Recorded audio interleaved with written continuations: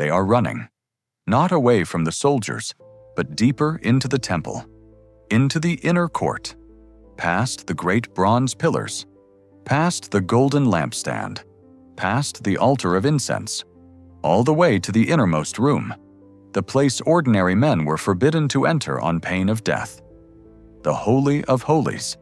And then, in the smoke and the chaos and the fire, something is moved, carefully, urgently, for what will turn out to be the very last time in recorded history. And then the curtain falls. The room goes dark. And then, it was gone. No army claimed it. No record lists it among the plunder. No grave marks its resting place. The most powerful, most sacred, most fiercely guarded object in all of human history simply disappeared. Historians have searched for it. Archaeologists have dug for it. Governments have funded expeditions to find it. Entire religious traditions have been built around its memory. And after more than 2,600 years, nobody has found it.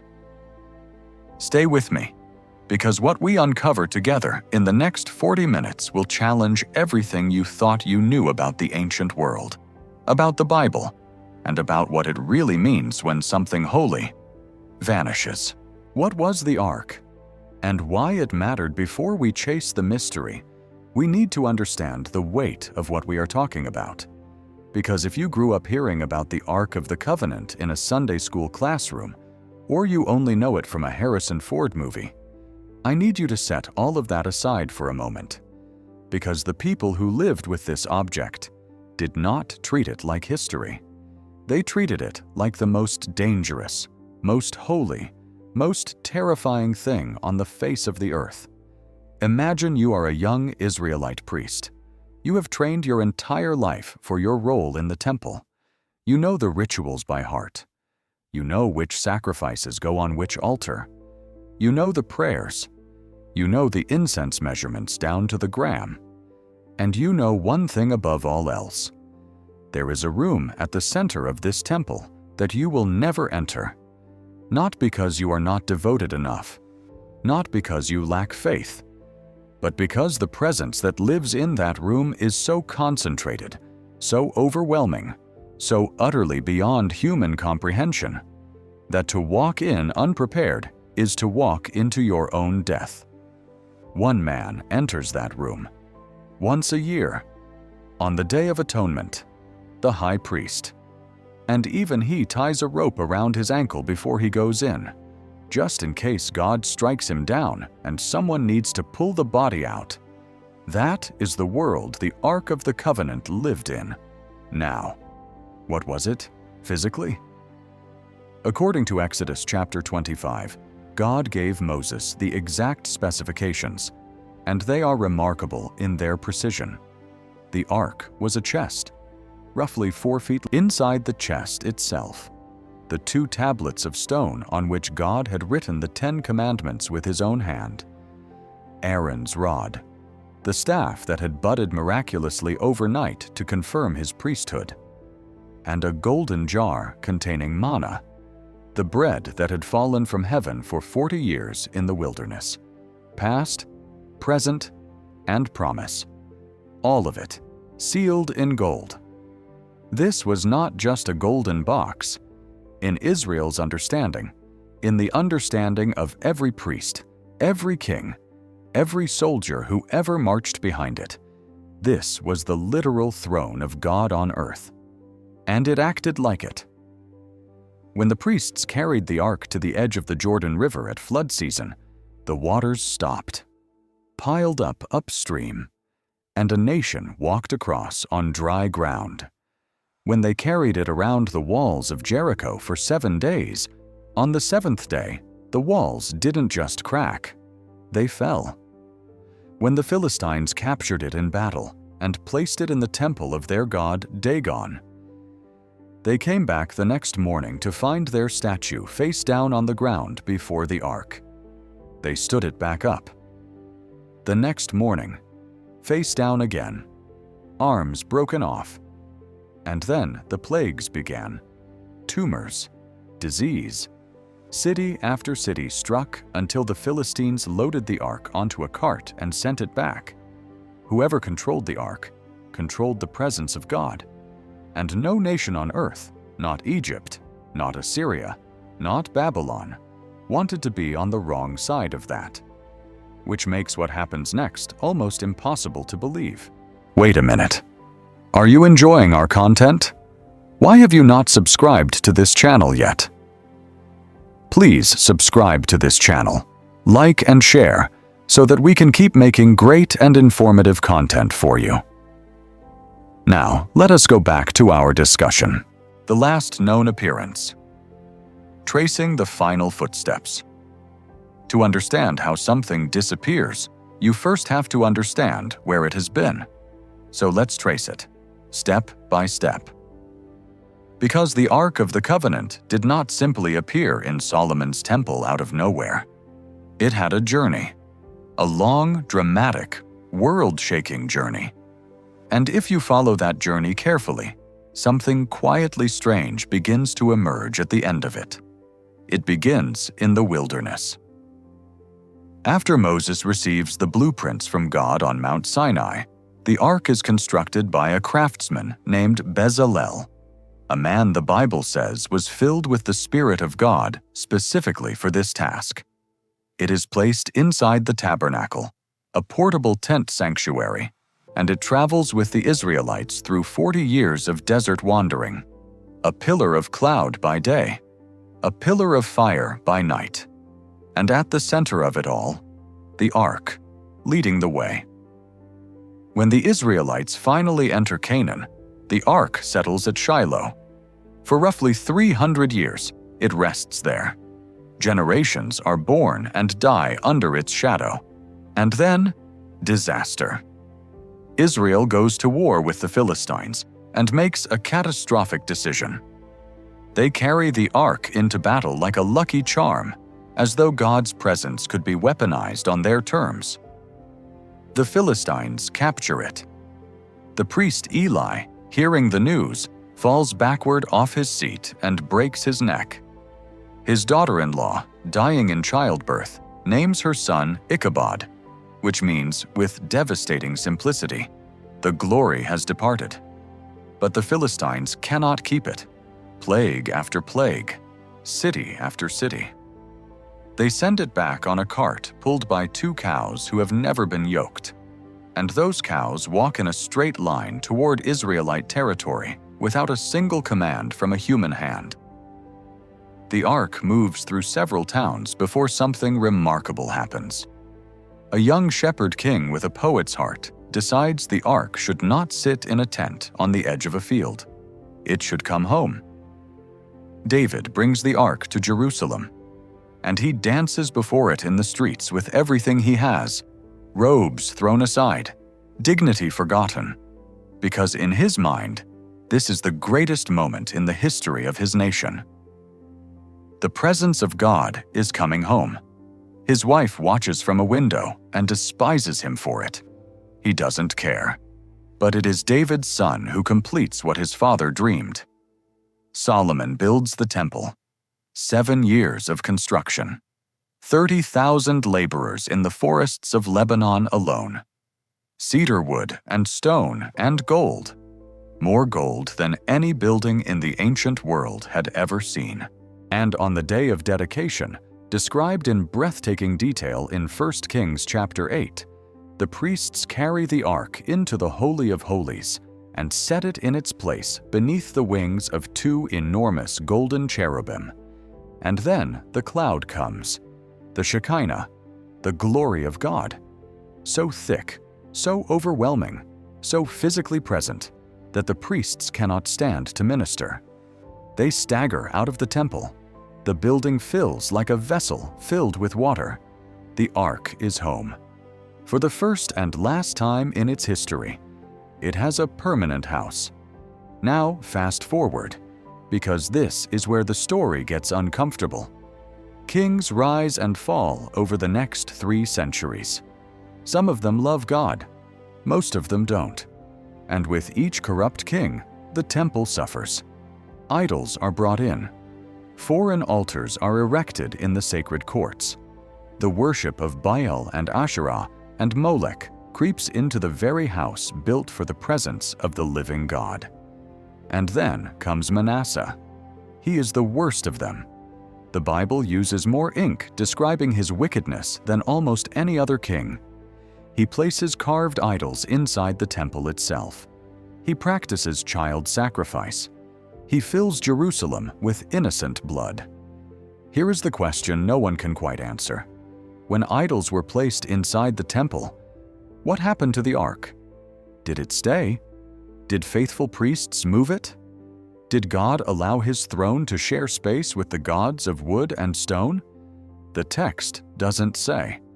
But then, decades later, a good king named Josiah tears down every idol and launches the most sweeping religious reform in Judah's history. And in 2 Chronicles 35,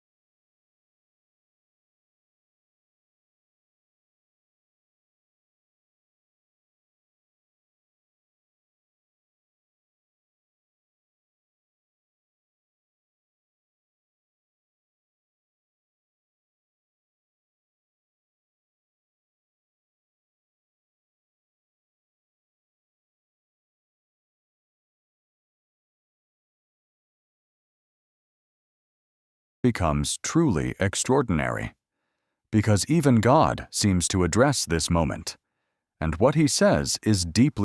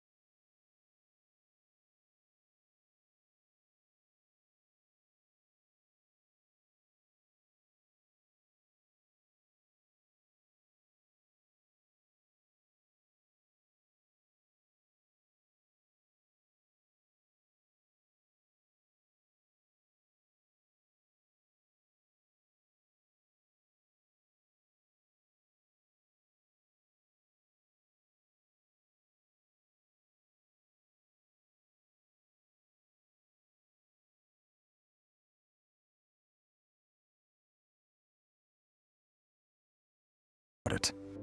That silence is screaming something. The only question left, the one that has haunted historians, archaeologists, and believers for over 2,000 years, is this: was this disappearance accidental or intentional? Wait a minute. Are you enjoying our content? Why have you not subscribed to this channel yet? Please subscribe to this channel, like and share, so that we can keep making great and informative content for you. Now, let us go back to our discussion. First one, hidden beneath Jerusalem. Let's start with the theory that requires the least faith and the most patience. Because before we travel to Ethiopia, before we consider the supernatural, before we entertain the idea that the ark was destroyed, there is one theory that sits quietly beneath everything else.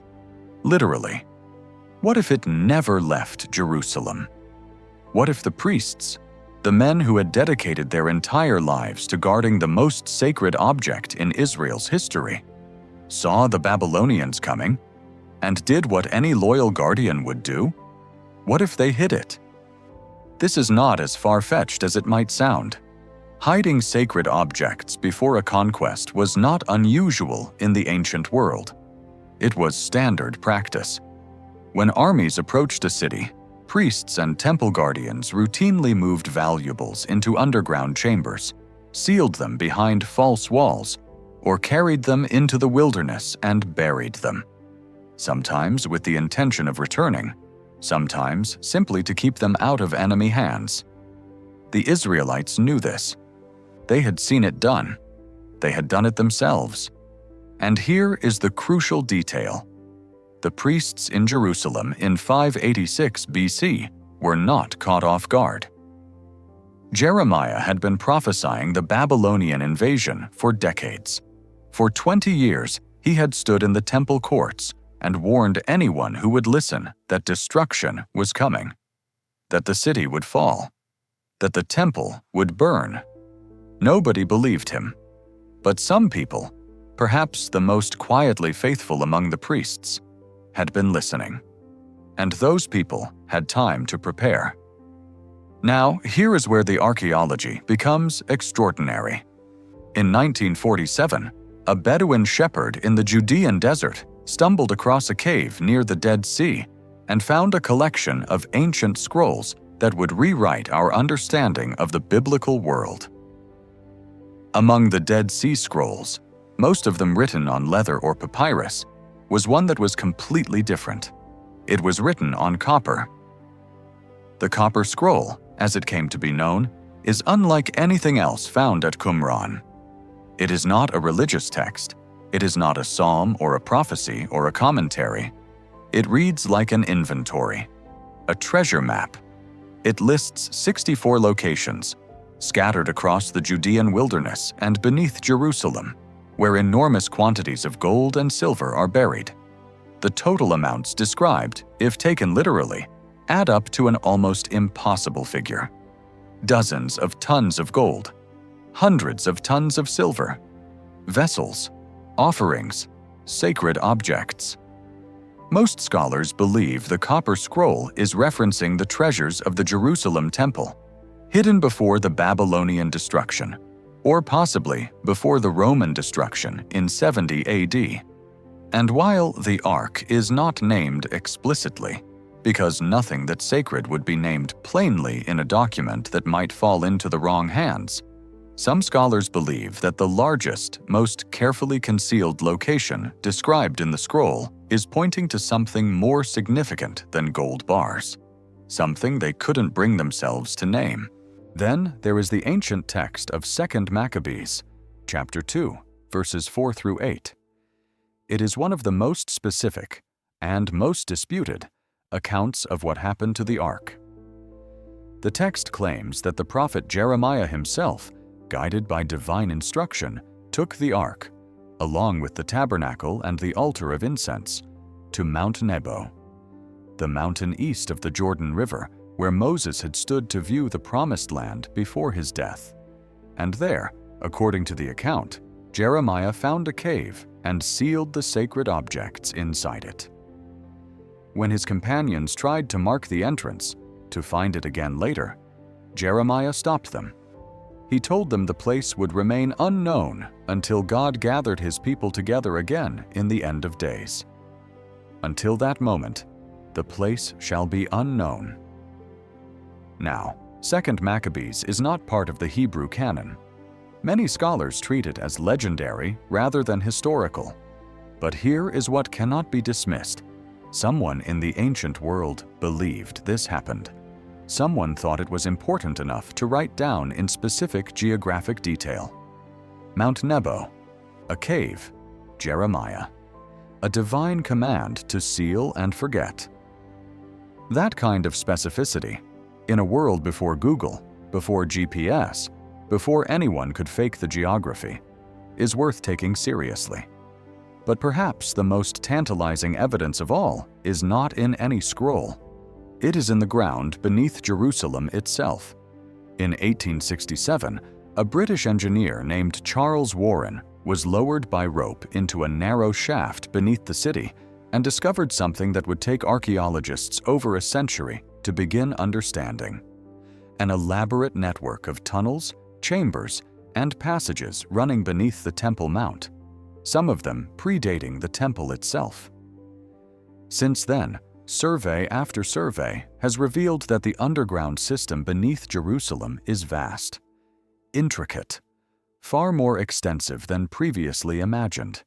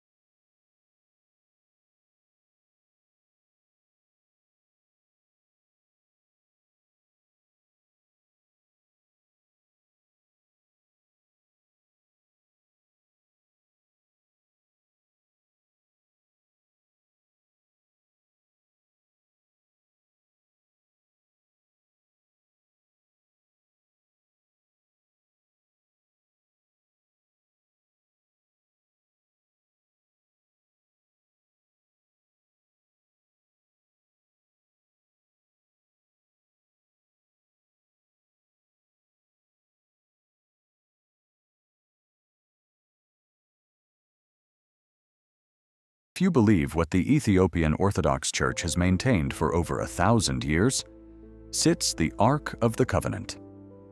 The real one. You cannot go see it. No one can. Not the Ethiopian president. Not the Pope. Not the world's most decorated archaeologist with a letter from every government on earth. There is one man, and only one man, who is permitted inside that chapel. He is called the Guardian. He is a monk, chosen from among the priests of the church, appointed to this role for the rest of his life. From the moment of his appointment until the moment of his death, he does not leave the chapel grounds. He does not travel. He does not give interviews. He does not allow photographs. He guards. And when the previous guardian senses that his time is ending, he chooses the next one. The knowledge passes from one dying man to one living one. An unbroken chain of guardians stretching back, the Ethiopian Church claims, for centuries upon centuries. In 2009, the then guardian made a rare public statement. He announced through church officials that he was prepared to reveal the Ark to the world. The announcement sent shockwaves through biblical archaeology. For approximately 24 hours, the world held its breath. And then, nothing. The announcement was walked back. The chapel remained closed. The guardian returned to his silence. So how did the Ark supposedly get to Ethiopia in the first place? For that, we need to go back roughly 3,000 years to one of the most famous meetings in the ancient world. The Queen of Sheba comes to visit King Solomon. Her name, in Ethiopian tradition, is Makeda. She has heard of Solomon's legendary wisdom and travels to Jerusalem to test him. The Bible describes the meeting in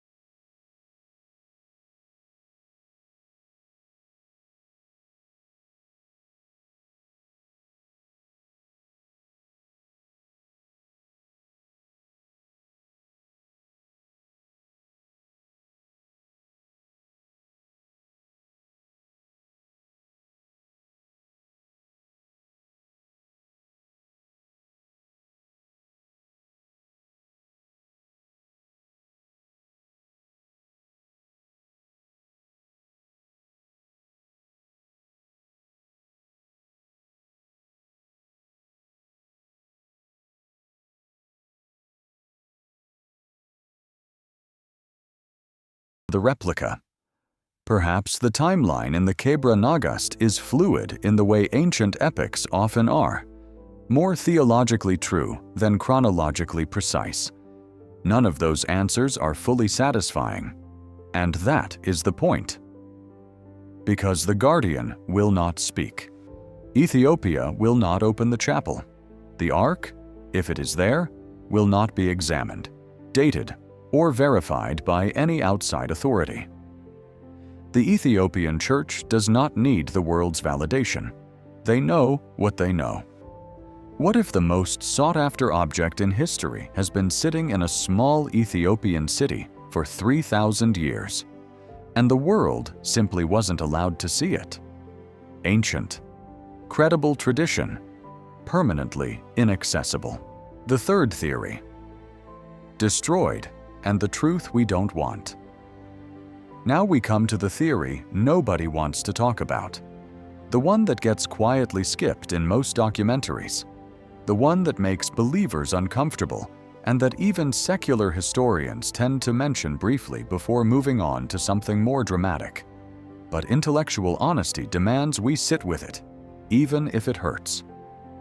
What if the Ark of the Covenant was simply destroyed, not hidden, not smuggled to Ethiopia, not taken by God, just gone, burned, melted, broken apart by men who cared nothing for what it represented and everything for what it was worth in raw gold? This is the theory held by a significant number of serious historians and archaeologists. And their argument is not built on cynicism. It is built on a pattern, one that repeats itself so consistently across the ancient world that ignoring it requires a deliberate act of will. Objects of immense value rarely survive conquest intact. When armies sacked cities in the ancient world, sacred objects were not preserved as trophies of religious significance. They were processed, melted down, redistributed as currency, as tribute, as raw material for the next building project. The gold didn't care what shape it had been in before. Neither did the soldiers. And here is the detail that the Ethiopia theory and the hidden chamber theory both quietly step around. The Ark had already survived at least one major looting, and perhaps more, before the Babylonians ever arrived. 1 generation after Solomon, 1 generation after the cloud of glory filled the temple and the priests staggered out in awe. That is all it took. Solomon's son Rehoboam inherits the kingdom, and almost immediately, the kingdom tears itself apart. 10 tribes split away. Rehoboam is left ruling a weakened, divided Judah. And in the 5th year of his reign, something catastrophic happens. Shishak comes. Pharaoh Shishak of Egypt, known in Egyptian records as Shoshenq I, marches north with an army and takes Jerusalem without a battle. Rehoboam simply opens the gates and hands over the treasury to save the city. And 1 Kings chapter 14 records what Shishak took. He took away the treasures of the house of the Lord and the treasures of the king's house. He took away everything. Everything. Now, defenders of the Ark's survival will point out that the text doesn't specifically mention the Ark being taken, just as the Babylonian records don't mention it later. And that is true. But here is the uncomfortable counter-question. If the Ark survived Shishak's raid, where exactly was it during the looting? How does the most valuable object in the temple, covered in solid gold, survive a king who takes everything? Perhaps it was hidden even then. Perhaps God protected it. Perhaps Shishak didn't penetrate the Holy of Holies. Or perhaps that is exactly when it ended. The theological tension in this theory is real, and we should not pretend otherwise. If the Ark, described in Scripture as the throne of God on earth, the dwelling place of His presence, the most sacred object in human history, was melted down in a pagan furnace and turned into Egyptian jewelry or Babylonian drinking vessels. What does that mean? It is a question that cuts deep, because it forces a confrontation with the gap between what we believe God protects and what history sometimes suggests He allowed. But here is where the most thoughtful biblical scholars gently redirect the question. God is not the ark. He never was. The ark was always a symbol, a physical accommodation to human limitation, a way of saying, here, in this place, in this object, you can see and touch and carry. I am present with you. But the presence was never imprisoned in the gold. The Shekinah was not a captive of acacia wood. When the ark was captured by the Philistines, God was not captured. When it sat in obscurity for 20 years in Kiriath Jearim, God did not go dormant. The object pointed to something. It was never the thing itself. And this is why, if you read the prophets carefully, the destruction of the ark, if that is what happened, does not represent the defeat of God. It represents the end of a chapter. We resist this theory, and I say we because I think most of us do. Not because it is historically implausible. We resist it because we want the ark to be out there somewhere. We want the mystery to have a magnificent answer waiting at the end of it. A cave, a chapel, a moment of discovery that vindicates everything. The idea that it was simply melted down and scattered across the ancient world, that there is no chamber to find, no guardian to question, no dramatic archaeological moment coming, feels like a story that ends in the wrong place. But sometimes the most uncomfortable answer is the most honest one. And sometimes the mystery is more important than the object, historically plausible, spiritually unsettling, and by most believers, quietly, stubbornly, defiantly rejected. The fourth theory, the supernatural removal. Every theory we have examined so far has one thing in common. It assumes human hands were involved. Priests with tunnels, priests with a cart heading south, soldiers with furnaces. Every explanation, even the most reverent ones, begins with a person making a decision, moving something, hiding something, burning something. But there is a fourth theory, and it is the one that lives in a completely different category from all the others, because it does not begin with human hands at all. It begins with God deciding He was done. In Jewish theological tradition, there is a concept called genizah. The word comes from a Hebrew root meaning to hide or to store away. In practice, it refers to sacred objects, texts, ritual items, anything that has been used in the service of God, that have become too worn or damaged to use, but are too holy to simply throw away. You cannot destroy something that has carried the name of God, so you hide it. You place it in a special room or a sealed cave or a carefully prepared chamber, and you return it to God's keeping. The object passes out of human use and into divine custody. Now, some rabbinical scholars, not on the fringes, but among the most serious voices in Jewish theological tradition, have applied this concept to the ark itself, not as a metaphor, as a literal explanation. They teach that God, seeing the corruption of His people, seeing idols placed in His temple, seeing the covenant broken generation after generation, withdrew the ark from human access entirely. Not through priests, not through soldiers, but through His own sovereign act, hidden by God, in a place no human hand can reach. The Talmud records a tradition, attributed to Rabbi Eliezer, that the ark was hidden in its own place, beneath the Temple Mount, in a chamber prepared not by human architects, but by divine intention, sealed not with stone, but with something older than stone. But it is in the book of Ezekiel where this theory finds its most haunting biblical support. Ezekiel is a priest. He is also a prophet. And he is living in exile in Babylon when God gives him a vision of what is happening, or rather, what has already happened in Jerusalem. And what he sees is this: the glory of God is leaving the temple, not all at once, not in an instant, but slowly, reluctantly, in stages that feel almost unbearably deliberate, as though God is pausing at each threshold, giving one last chance for someone to call him back. The Shekinah rises from the ark, from the place between the cherubim, and moves to the threshold of the inner sanctuary. It pauses there. Then it moves to the door of the temple court. It pauses there. Then it rises above the city, to the Mount of Olives, and it hovers there, over the mountain east of Jerusalem, before finally departing. Step by step, pause by pause, as though leaving something, or somewhere, it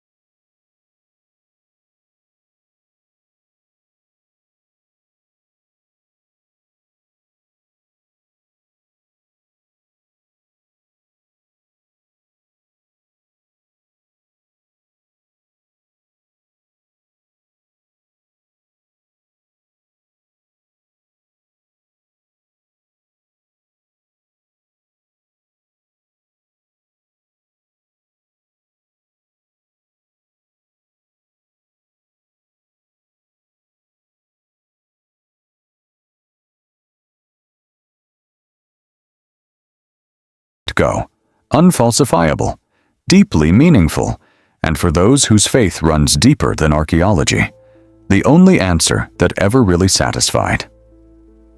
The modern search, and why it continues. You might think that in an age of satellite imaging, ground-penetrating radar, and artificial intelligence, a mystery this old would have been solved by now. You would be wrong, because the search for the Ark of the Covenant is not just alive in the 21st century. In certain circles, it is more urgent than ever. In the 1980s, an American amateur archaeologist named Ron Wyatt stood at the base of a cliff face just outside the old walls of Jerusalem and made one of the most explosive claims in modern biblical archaeology. He said he had found it. Wyatt claimed that while excavating a tunnel system in an area called the Garden Tomb, he had discovered a hidden chamber. And inside that chamber, beneath a crack in the rock that he believed aligned directly above the site of the crucifixion, was the Ark of the Covenant. He said he saw it with his own eyes. Professional archaeologists rejected his claims almost unanimously. No independent verification was ever produced. No photographs emerged. The Israeli Antiquities Authority found no record of the discovery. Wyatt's account has been examined, challenged, and largely dismissed by the scholarly community. And yet, his story has been watched and read and shared by millions of people around the world who desperately want it to be true. That desperation, that hunger, tells you something important about the power this mystery still holds. Wyatt was not alone in the search. For centuries, the Knights Templar, the medieval Christian military order that occupied Jerusalem during the Crusades and spent years excavating beneath the Temple Mount, were rumored to have found something extraordinary beneath Solomon's stables.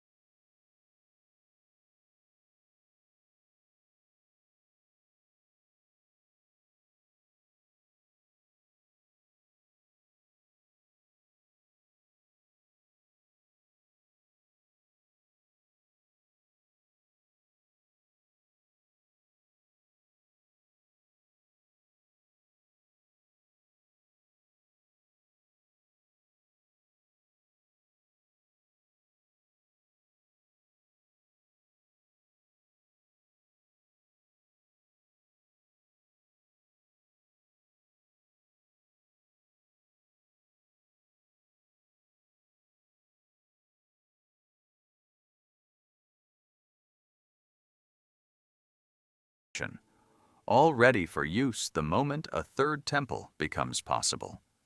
They are not building museums.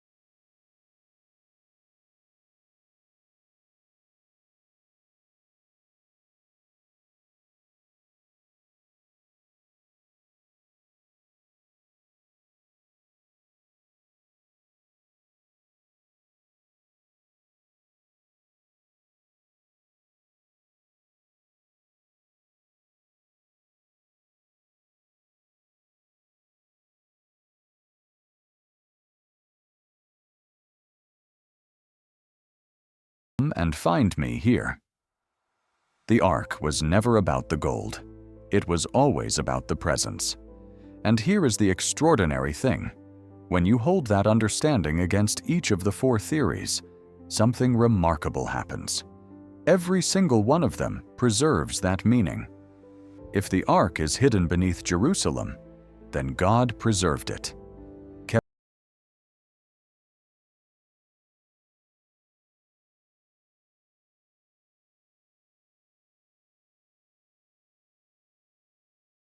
The ark is in Ethiopia. Then God moved. He traveled with a people who sought him, who carried his name into a continent the rest of the world had overlooked. The presence, never confined to one nation's borders. If the ark was destroyed, then God proved that he cannot be destroyed with it. That he is not a prisoner of any object, any temple, any tradition, or any human institution. The presence, refusing to be reduced to a relic. And if God himself took it back, then the presence simply went home, returned to where it came from, waiting to be made visible again in a way that makes golden boxes seem, by comparison, like children's drawings of something too magnificent to fully render. 4 theories. One truth running through all of them. The presence of God cannot be lost. The real mystery of the Ark of the Covenant is not geographic. It is not answerable by radar or excavation or a monk finally agreeing to open a chapel door. The real mystery, the one that has kept human beings searching and arguing and building and praying across 3,000 years of history, is the mystery of presence itself. Where is God? Is he still here? Did he leave with the ark? Did he leave with the temple? Did he leave with the silence? And every generation that asks that question, in its own language and its own desperation, is standing in the same place as those panicked priests in 586 BC, watching something holy disappear into the smoke, and refusing to believe that the disappearance is the end of the story. Maybe the ark was never meant to be found. Maybe the searching is the point. Because here is what I keep coming back to, after everything we have uncovered today. That night in Jerusalem, the temple burning, the Holy of Holies going dark for the last time. We have always told that story as a story of loss. But what if it wasn't? What if the curtain falling on the ark was not an ending, but a beginning? What if the disappearance of the symbol was the first step toward something so much larger than a golden box that the box itself had to get out of the way? What if the darkness in the Holy of Holies that night was not the darkness of absence, but the darkness before a new kind of dawn? That is the question I want to leave with you. Not which theory is correct, not where the ark is buried, but something older and stranger and more personal than any of that. What are you still searching for? And is it possible that the searching itself, the refusing to give up, the insisting that something sacred must still exist somewhere, is its own kind of answer? Drop your theory in the comments below. I want to know where you think the ark is, and why. And if this journey meant something to you, share it with someone who needs to hear it. Because some mysteries are not meant to be solved. They are meant to be carried. Wait a minute. Are you enjoying our content? Why have you not subscribed to this channel yet? Please subscribe to this channel, like and share, so that we can keep making